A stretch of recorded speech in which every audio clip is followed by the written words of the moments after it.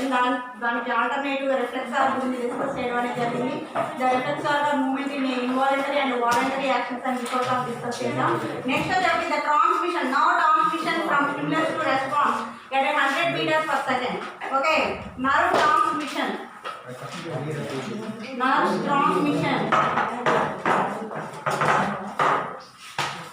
Don't make noise. Nerve transmission can from stimulus to response. Stimulus to response. Stimulus, nerve transmission from stimulus to response at a 100 meters per second. Okay, nerve transmission from stimulus to response at a 100 meters per second. అంటే ఈ nerve transmission అనేటువంటిది నాడీ వ్యవస్థలో ఉన్నటువంటి nerves యొక్క transmission అనేటువంటిది for second లో జరుగుతుంది 100 meters per second. అంటే 100 meters వరకు ట్రాన్స్మిషన్ అనేది జరగడం అనేది జరుగుతుంది. అయితే ఈ nerve transmission from the stimulus to response, దేనికి స్టిమ్యులస్ టు రెస్పాన్స్ జరుగుతుంది అంటే ఆ మూమెంట్ కి స్టిమ్యులస్ టు రెస్పాన్స్ అంటే మూమెంట్స్ కి ఏం చేసుకుంటుందంట 100 meters per second వరకు మనకి స్టిమ్యులస్ టు రెస్పాన్స్ కలిగి ఉండేది ఏంటమ్మా అంటే ఈ నర్వ్ ట్రాన్స్మిషన్. ఈ నర్వ్ ట్రాన్స్మిషన్ వచ్చేసి తర్వాత voluntary and involuntary actions. Voluntary and involuntary actions. Voluntary and involuntary actions are dependent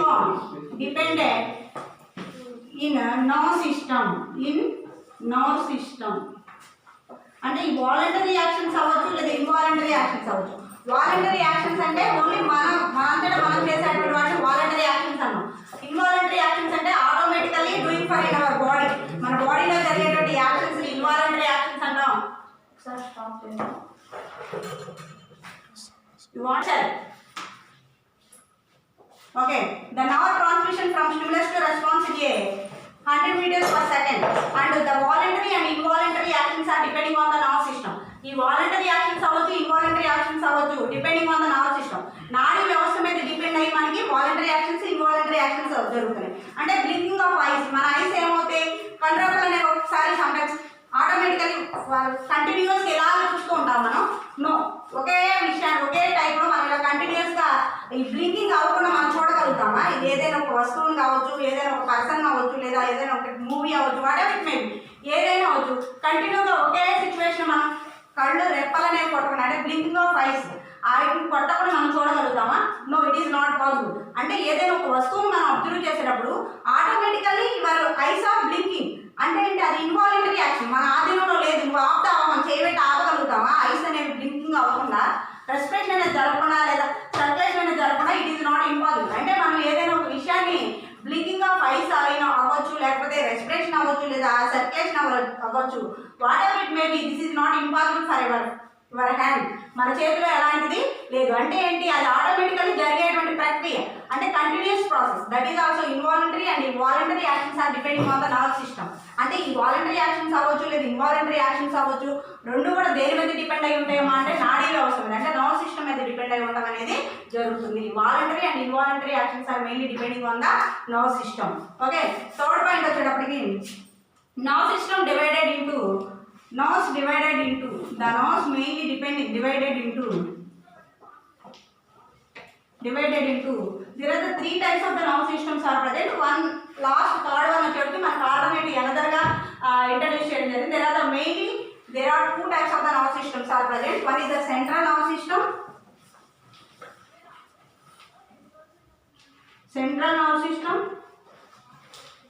and peripheral nerve system. Central nerve system and peripheral nerve system. Okay, ఈ central nerve system కావచ్చు, peripheral nerve system, మనకు names కనుక Nick names కనుక short forms ఎలా ఉన్నాయో మన వాళ్ళకి కూడా ఏంటంటే సెంట్రల్ నర్వ్ సిస్టమ్కి సిఎన్ఎస్, పిఎన్ఎస్ అని పెట్టుకున్నారు. CNS means central nerve system, CNS. అలాగే పిఎన్ఎస్ అంటే peripheral nerve system, PNS, CNS. Okay, మనం కూడా పెట్టుకుంటూ ఉంటాం కదా, ఫుల్ ఫామ్ ఉన్నప్పుడు టీవీలో అని ఏదో పెట్టుకుంటూ సంథింగ్ పెట్టుకుంటాం కదా. అలాగే ఈ సెంట్రల్ నర్వ్ సిస్టమ్ సిఎన్ఎస్ అని, పెరిఫెరల్ నర్వస్ సిస్టమ్ పిఎన్ఎస్ అని ఇంట్రడ్యూస్ చేయడం జరిగింది. నెక్స్ట్ వన్ వచ్చేటప్పటికి అటానమస్ నర్వస్ సిస్టమ్ అంటారు. అటానమస్ నర్వస్ సిస్టమ్ కూడా దీనికి నెక్స్ట్ టాపిక్లో వచ్చేస్తుంది. అటానమస్ నర్వస్ సిస్టమ్ ఏఎన్ఎస్ అని చెప్పుకుంటాం. అంటే ఇప్పుడు central nervous system, peripheral nervous system, autonomous nervous system. అయితే the mainly nervous system are depending on the two types. One is the central nervous system and second one is the peripheral nervous system.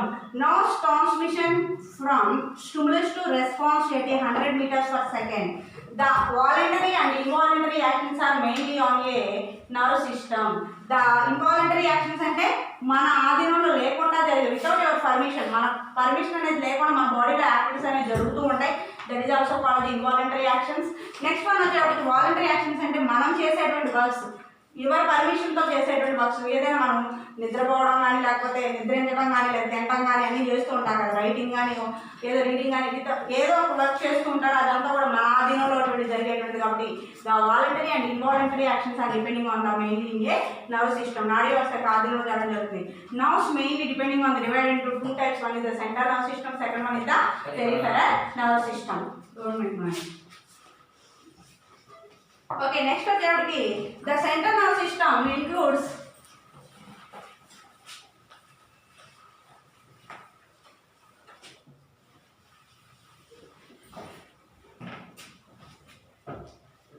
central nervous system.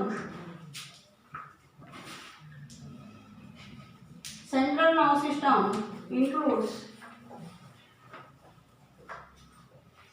system includes brain and spinal cord.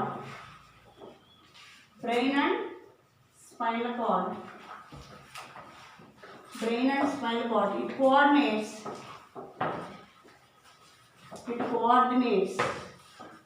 coordinates all neural functions. All neural functions. Okay, central nervous system includes brain and spinal cord. అంటే ఇప్పుడు central nervous system అని, peripheral nervous system అని, autonomous nervous system అని చెప్పుకున్నాం కదా. ఈ central nervous సిస్టంలో వచ్చేటి సిఎన్ఎస్లో వచ్చేటి బ్రెయిన్ అండ్ స్పైనల్ కార్డ్ ఉన్నాయి. అయితే ఈ బ్రెయిన్ అండ్ స్పైనల్ కార్డ్లో వచ్చేటప్పటికి ఇటు కోఆర్డినేట్స్ ఆల్ న్యూరల్ ఫంక్షన్. అంటే ఈ సెంట్రల్ నర్వస్ సిస్టమ్ అనేది ఏం చేస్తుందంట, మన బాడీలో ఉన్నటువంటి బ్రెయిన్ అండ్ స్పైనల్ కార్డ్ చేసేటువంటి వర్క్స్ అన్నింటినీ neural functions, neurology, some members studies అదే న్యూరాలజీ అంటారు. అంటే ఆ న్యూరాన్స్ గురించి, అంటే ఆ నర్వ్స్ గురించి వాళ్ళ ఐడెంటిఫికేషన్ చదివినటువంటి పర్సన్ డాక్టర్స్ న్యూరాలజీ అని అలా చెప్తూ ఉంటారు. అంటే న్యూరల్ ఆర్థోపెడిక్స్ అని, అంటే మోకాళ్ళు వెముకలు వాటి గురించి అది స్టడీ చేసినటువంటి పర్సన్ ఆర్థోపెడిక్స్ అంటారు. ఏదైనా పెయిన్స్ వస్తే మనం ఎక్కడికన్నా ఆర్థోపెడిక్స్ దగ్గరికి వెళ్తాం.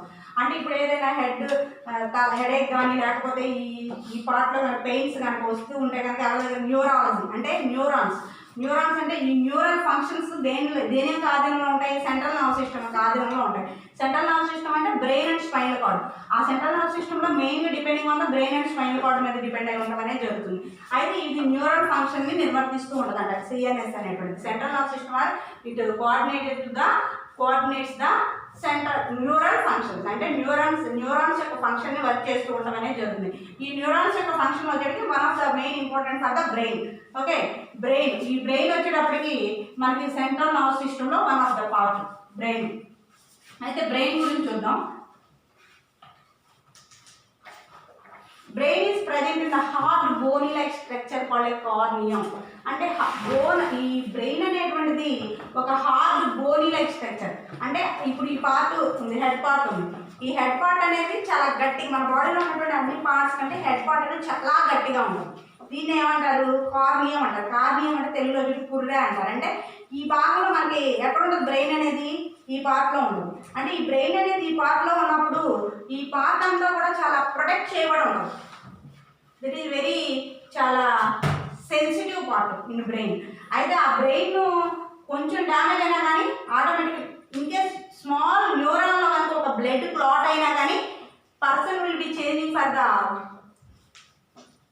వాయిస్. అంటే ఏంటి, ఆ బ్లడ్ ఆ బ్రెయిన్కి అందేటువంటి ఆ బ్లడ్ సెల్స్ అనేవి చాలా సన్నటి దారపోగులాగా ఉంటాయి. అంటే ఆ థ్రెడ్ కన్నా ఇంకా చాలా సన్నగా ఉంటాయంట. అలాంటి వాటిలో కనుక ఒక చిన్న small dot of the blood also clot అయినా కానీ మాటలో తేడా రావడం, నంగిగా రావడం, లేకపోతే మామూలుగా కొంచెం మెంటల్ డిప్రెషన్ అంటారు చూసారు, అలాంటి పర్సన్ అలాగ అవ్వడం అనేది జరుగుతూ ఉంటుంది. కాబట్టి the brain is present in the heart, అంటే చాలా గట్టిగా ఉన్నటువంటి బోనీ లైక్ స్ట్రక్చర్, అంటే hard bony like structure called as a cranium. అంటే ఈ బ్రెయిన్ అనేటువంటిది ఎలా ఉంటుంది, ఈ పై భాగం అంతా కూడా కపాలము అంటారు. అంటే కపాలము అంటే హార్డ్ బోనీ లైక్ స్ట్రక్చర్. అంటే ఆ బ్రెయిన్ యొక్క ఆ పార్ట్ మొత్తం కూడా, ఈ హెడ్ పార్ట్ అంతా కూడా మనకి ఎలా ఉంటుందమ్మా అంటే చాలా గట్టిగా ఉంటుందండి. ఇప్పుడు example your observe for the skeleton. Skeleton observe చేశారా? స్కెల్టన్ మీన్స్ అస్థిపంజరం లాగా ఉంటుంది కదా. అస్థిపంజరాన్ని మనం అబ్జర్వ్ చేస్తే ఈ భాగం అలాగే ఉంటుంది. ఐడెంటిఫికేషన్ చేశారా? చూసే ఉంటారు అస్థిపంజరం చూడదు, ఈ డోంట్ నో ఆ స్కెల్టన్ సిస్టమ్. అయితే ఆ అస్థిపంజరం అనేది మీరు 6th క్లాస్లో వచ్చింది లెసన్, 6th క్లాస్ లాస్ట్లో ఉంటుంది స్కెల్టన్ సిస్టమ్. దానిలో అబ్జర్వ్ చేస్తే కనుక ఈ భాగం అనేది చాలా స్ట్రాంగ్గా అలాగే ఉంటుందిగా. అంటే ఈ ఐస్ ఉన్నటువంటి భాగం అంటే ఈ మధ్యలో ఓన్లీ స్పాయిల్ అయిపోతుంది, కానీ ఆ బోన్ అనేది అలాగే ఉంటుందిగా స్పాయిల్ అవ్వకుండా. అంటే ఆ హార్డ్ బోనీ లైక్ స్ట్రక్చర్, అంటే ఆ బోన్ అనేటువంటిది అంత స్ట్రాంగ్గా ఉంటుంది. అంటే person will be die on the time also the skeleton system is strongly made. అంటే ఇప్పుడు మెడికల్ కాలేజెస్లో ఎక్స్పెరిమెంట్స్ చేయడానికి ఏం చేస్తారు, ల్యాబ్స్కి మనుషులు తీసుకెళ్తారు. ఇప్పుడు గవర్నమెంట్ హాస్పిటల్లో చనిపోయినటువంటి పర్సన్స్ అందరూ కూడా ఎక్కడికి తీసుకెళ్తారు, వాళ్ళు ఏదైనా ఒక పర్సన్ డ్యామేజ్ అయి చనిపోతే కనుక automatically the member will be going to the medical colleges. But గుంటూరులో మెడికల్ కాలేజ్ ఉంది కదా, అలాంటి మెడికల్ కాలేజీలో ఏం చేస్తారు, గవర్నమెంట్ మెడికల్ కాలేజీలోకి ఏం చేస్తారు, ట్రాన్స్ఫర్ చేస్తారు పర్సన్. మిగిలిన మెడికల్ కాలేజెస్ ఉంటే కనుక, మామూలు ప్రైవేట్ కాలేజెస్ ఉంటే వాళ్ళకి ఏంటంటే మనీ ఇచ్చి కొంతమంది కొనుక్కొచ్చుకుంటారు గవర్నమెంట్ హాస్పిటల్స్. మరి ఎక్స్పెరిమెంట్ ఒక డాక్టర్ అవ్వాలి అంటే ఏంటి, బాడీ మొత్తం సెర్చ్ చేయాలిగా, దేనికి సంబంధించిన పర్సన్స్ దానికి సంబంధించినటువంటి ఆర్గాన్స్ మీద వర్క్ చేస్తూ ఉంటారు, టెస్ట్ చేస్తూ ఉంటారు. ఆ పర్సన్స్కి అలా ఇప్పుడు చనిపోయినటువంటి పర్సన్ని ఆ గవర్నమెంట్ కాలేజీలో పంపిస్తే వాళ్ళు ఏం చేస్తారు, కొన్ని ఫార్మాల్డిహైడ్ అనేటువంటి ఒక లిక్విడ్ ఉంటుంది. ఆ ఫార్మాల్డిహైడ్ అనే లిక్విడ్లో కనుక ఒక పర్సన్ కానీ, ఒక ఆర్గానిజంని కానీ, ఒక ఆర్గాన్ని కానీ కనుక పెట్టాము అంటే ఎన్ని వందల సంవత్సరాలైనా ఆ ఫార్మాల్డిహైడ్లో person will be not damage. అంటే ఆ ఫార్మాలిహైడ్ అనేటువంటి లిక్విడ్కి ఉన్నటువంటి ఇంపార్టెన్స్ ఏంటమ్మా అంటే ఏదైనా ఒక వస్తువుని చెడగొట్టకుండా ఉంటుంది. అంటే ఇప్పుడు ఏదైనా ఒక ఆర్గానిజం చనిపోయిందండి, అలా పడేస్తాం, దానివల్ల స్మెల్ ప్రొడ్యూస్ అవుతూ ఉంటుంది. కొన్ని ఆర్గానిజమ్స్ వచ్చి వాటిని తినేస్తూ ఉంటాయి, అట్లా స్పాయిల్ అవుతూ ఉంటుంది, డికంపోజ్ అవుతూ ఉంటుంది. బట్ ఫార్మాలిహైడ్లో పెట్టినటువంటి ఏదైనా ఒక ఆర్గానిజం కావచ్చు, ఒక బాడీ అవ్వచ్చు వితౌట్ డ్యామేజ్.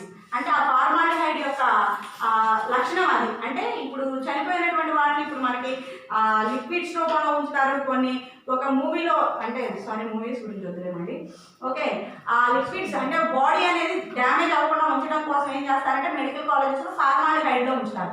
ఇప్పుడు ఎగ్జాంపుల్ స్పెసిమెన్స్ ఉంటాయి మీకు డిగ్రీ లెవెల్లో కనుక వెళ్తే, డిగ్రీ కానీ ఇంటర్మీడియట్లో బైపీసీ తీసుకున్న వాటి స్పెసిమెన్స్ అని ఉంటాయి. స్పెసిమెన్స్ అంటే ఏంటి, ఆక్టోపస్ కావచ్చు, లేకపోతే ఆస్ట్రిచ్ కావచ్చు, కొన్ని స్నేల్స్ ఉంటాయి, కొన్ని స్నేల్స్, అలాగే స్పారోస్ కావచ్చు, ఇవన్నీ కూడా మనకి స్పెసిమెన్స్ రూపంలో ఉంటాయి ఇంటర్మీడియట్లో.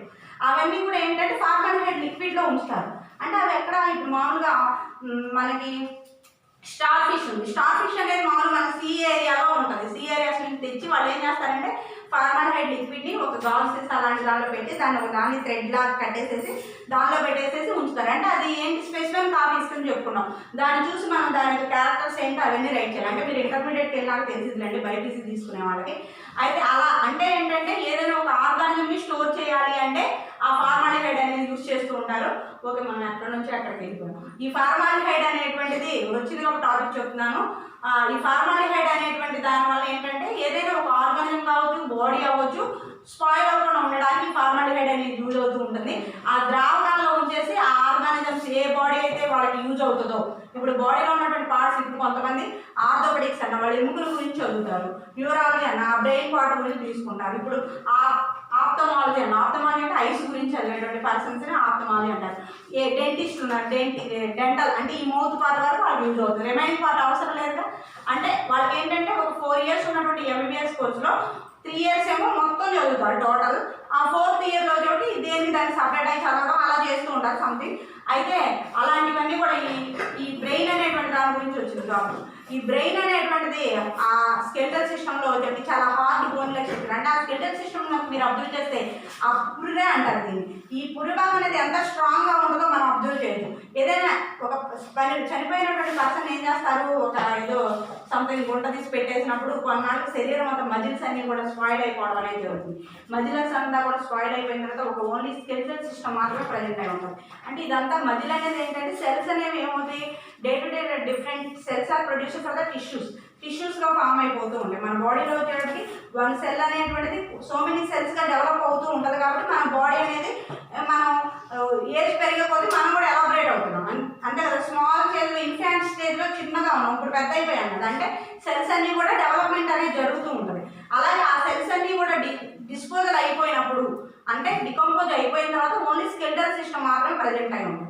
ఆ స్కెలిటల్ సిస్టమ్ తీసుకొని మనకి ఏం చేస్తారంటే వాళ్ళు మెడికల్ కాలేజెస్లో వాళ్ళు ఒక స్కెలిటల్ సిస్టమ్ అనేది ప్రొడ్యూస్ చేస్తారు. దాన్ని అక్కడ పెట్టి వాళ్ళు ఈ బాడీ ఇక్కడ ఉన్నది ఫిజియాలజీ అని వాటి గురించి సంబంధించి చెప్తూ ఉంటారు. ఓకే, అదంతా మనకు అవసరం. ఒక brain is a hard bony like structure is called a cranium. ఈ బ్రెయిన్ అనేటువంటి ఒక గట్టిగా ఉన్నటువంటి దళసరిగా దృఢంగా ఉన్నటువంటి ఒక పెట్టె లాంటి నిర్మాణంలో అమర్చబడి ఉంటుంది. అదవుతుందా?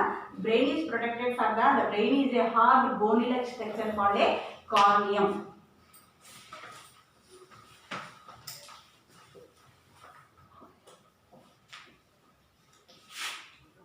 Bony like structure called a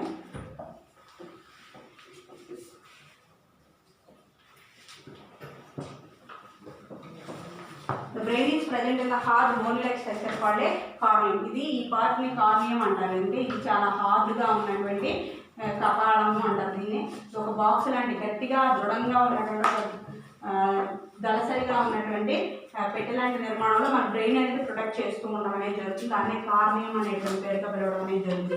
the brain is present in the hard bony like structure called a cranium. Okay, it is covered by the 3 layers. It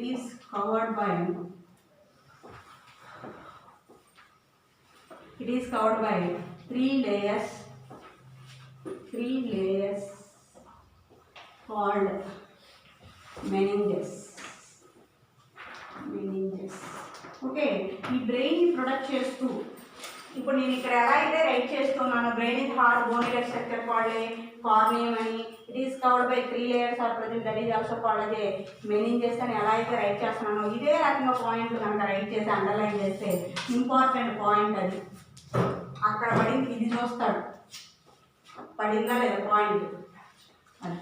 okay, the brain is protected for the hard bony like structure is called a cranium. It is covered by the 3 layers of present that is also called as a meninges. అంటే ఈ body brain cover చేస్తూ, ఈ brain అనేది ఒక strong hard bony like structure కలిగి ఉంది కదా, దీనిపైన మళ్ళీ కవర్ చేస్తూ మనకి ఒక 3 layers అనేవి కలిగి ఉంటాయంటమ్మా. దాన్ని ఏమని పిలుస్తారు అంటే మెనింజెస్ అనేటువంటి పేరుతో పిలుస్తారు. ఏమని పిలుస్తారు? మెనింజెస్ అనేటువంటి పేరుతో పిలవడం అనేది జరుగుతుంది.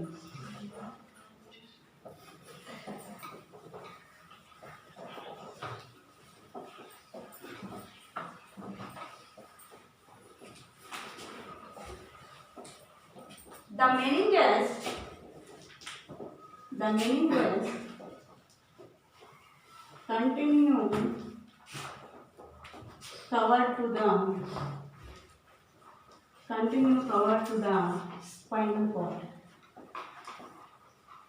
అయితే ఈ మెనింజెస్ అనే మనం అనుకున్నాం 3 layers are present in a the cover the 3 layers are present that is also called the meninges అన్నాం. The meninges continue to the spinal cord. అంటే ఇది బ్రెయిన్ మాత్రమే ప్రొడక్ట్ చేయట్లా, ఈ మెనింజెస్ అనేటువంటి బ్రెయిన్ మాత్రమే ప్రొడక్ట్ చేయకుండా విత్ స్పైనల్ కార్డ్ని కూడా ప్రొటెక్ట్ చేస్తూ ఉంటారు. Understand? The meninges are covered to the spinal cord also. Next point, the space between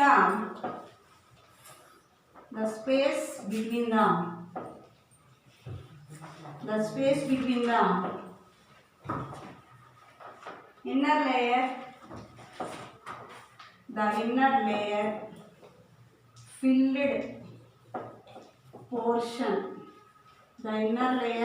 portion, fluid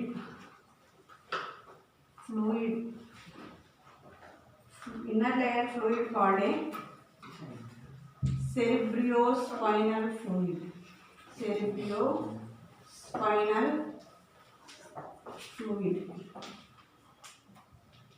Okay, the space between the inner layer fluid portion of the fluid is called as a cerebrospinal fluid.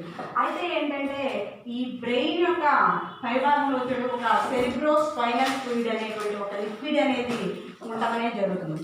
అయితే first ఏమవుతుంది, ఈ brain protect చేస్తూ మన heart bone like structure of present that is also called cranium అన్నాం.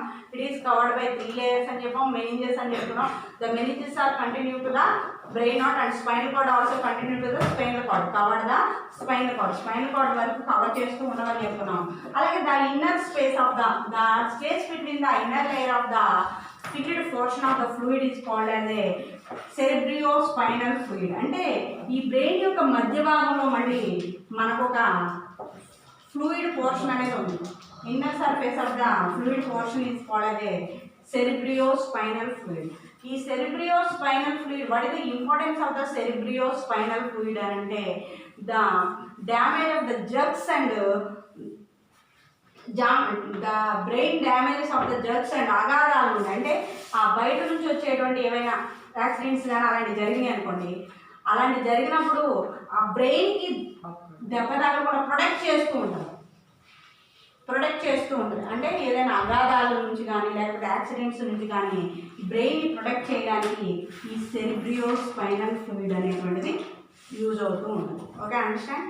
It is space between the inner layer filled portion of the fluid is called as a cerebrospinal fluid. What is the importance of the cerebrospinal fluid అంటే కనుక jets అంటే ఏమైనా accidents కావచ్చు లేదా ఏదైనా పడిపోవడం కానీ అలాంటివి జరిగినప్పుడు automatically protect the brain protect చేయడానికి cerebrospinal fluid అనేటువంటిది యూజ్ అవడం అనేది జరుగుతుంది. Okay, understand?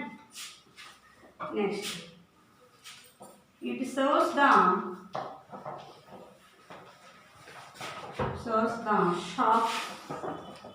shocks and jerks.